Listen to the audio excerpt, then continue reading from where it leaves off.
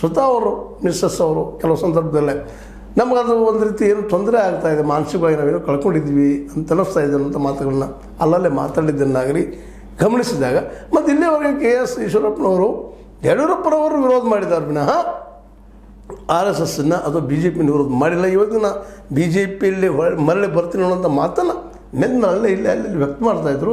But ಆಗೋದಕ್ಕೆ ಸಾಧ್ಯ ಇಲ್ಲ.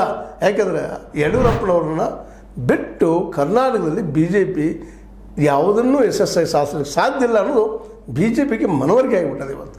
ಹೀಗಾಗಿ ಬಸವನಗೌಡ ಪಾಟೀಲ್ ಹೊರಗೆ ಹಾಕಿರು, ಕೆ ಎಸ್ ಈಶ್ವರಪ್ಪನಂತ ಮೊದಲೇ ಹೊರಗೆ ಹಾಕಿಬಿಟ್ರು.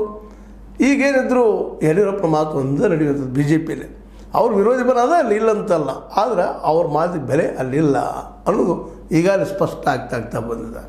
ಈ ನೆಲೆಯಲ್ಲೇ ಈ ಕೆ ಎಸ್ ಈಶ್ವರಪ್ಪ ಮರಳಿ ಬಂದಿದ್ದನ್ನು ಗಮನಿಸಿದರೆ ಇದರಲ್ಲಿ ಯಡಿಯೂರಪ್ಪನ ಚಾಣತನ ಅಂತ ಹೇಳಬೇಕಾಗ್ತದೆ.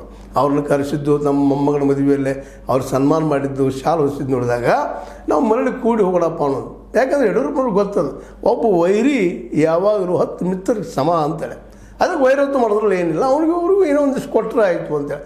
ಜೊತೆಗೆ ಏನು ಅನುಭವಕ್ಕೆ ಬಂದದ ಕೆ ಎಸ್ ಈಶ್ವರಪ್ಪನವ್ರಿಗೆ, ನಾವು BJP ಬಿಟ್ಟು ಹೊರಗೆ ಬಂದ್ರೆ ಮೀನಿನ ನೀರಿನ ತೆಗೆದು ಹೊರಗೆ ಹೋಗೋದಂಗೆ ಆಗ್ತದೆ ಅನ್ನೋದು ಅನುಭವ ಸಿದ್ಧ ಆಗಿದೆ. ಈಗಲೇ ಬಸವನಗೌಡ ಪಾಟೀಲ್ ಎತ್ತಾಡುವ ಅನುಭವ ಬರ್ಲಿಕ್ಕತ್ತದ ನೋಡ್ರಿ. ಆ ಸಂದರ್ಭದಲ್ಲಿ ಯಾವ ರೀತಿ ಮಾಧ್ಯಮ ಅವ್ರಿಗೆ ಪ್ರಚಾರ ಕೊಟ್ಟಿತ್ತು, ಏನೆಲ್ಲ ಮಾಡಿತ್ತು, ಯಡಿಯೂರಪ್ಪನ ವಿರೋಧವಾಗಿ ಎತ್ತಿಕಟ್ಟು ಅಲ್ಲಿ BJPಯ ಮೇಲಿನ ನಾಯಕರು ಅವ್ರು ಸಪೋರ್ಟ್ ಮಾಡಿದ್ದು, ಮೀಡಿಯಾ ಅವ್ರಿಗೆ ಕೊಟ್ಟಿದ್ದು, ಗೋಧಿ ಮೀಡಿಯಾ ಅವ್ರ ಪರವಾಗಿ ಮಾತಾಡಿದ್ದು ಎಲ್ಲ